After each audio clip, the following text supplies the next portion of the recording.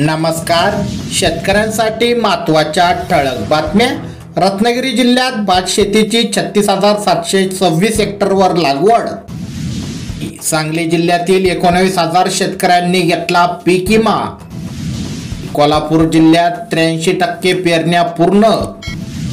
Bogus बियाणे विक्रीवर कडक कारवाई करणार कृषी मंत्री कोकाटे. खानदेशात कांदा रोपवाटिका निर्मितीला वेग. कृषी पंपाचे सौर ऊर्जीकरण डिसेंबरपर्यंत पूर्ण करणार मुख्यमंत्री देवेंद्र फडणवीस. राज्य सरकारचा ॲग्रोस्टिक आयुक्तालय स्थापन करण्याचा निर्णय, शेतकऱ्यांना होणार फायदा. मराठवाड्यात 23,78,00,000 रुपयाच्या वीज चोऱ्या पकडल्या. अमरावती जिल्ह्यात पीक विमा योजनेला प्रतिसाद कमी. शेतकऱ्यांना मोबाईलवरच मिळणार 41 पिकावरील कीड व रोगांची अचूक माहिती. महात्मा फुले कृषी विद्यापीठाचं शेतकऱ्यांसाठी नवीन ॲप. खानदेशात यंदा कापूस बियाणे विक्रीला कमी प्रतिसाद. सोलापूरच्या सिद्धेश्वर बाजार समितीत अधिकारी कर्मचाऱ्यांना वॉकी टॉकी मिळणार. मुसळधार पावसामुळे हिमाचलमध्ये 250 रस्ते बंद. पीएम किसानच्या हप्त्याची प्रतीक्षा कायम. केंद्रीय कृषी मंत्रालयाचा शेतकऱ्यांना सतर्कतेचा इशारा. कोणत्याही बनावट लिंकवर क्लिक करू नका. पालघर जिल्ह्यातील मुरुडमध्ये भात लावणी अंतिम टप्प्यात.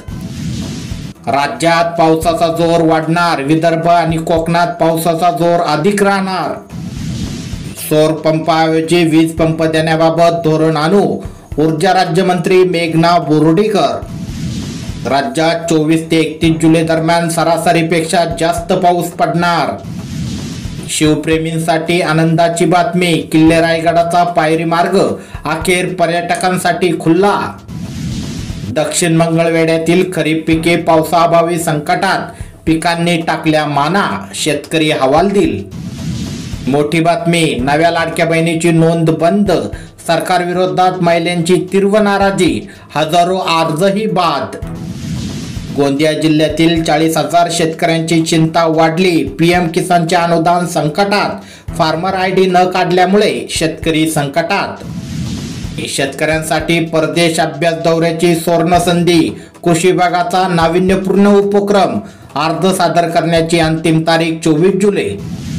पशुपालकांना आता मिळणार शेतीसारख्या सवलती. ग्रामीण अर्थव्यवस्थेला मिळणार चालना.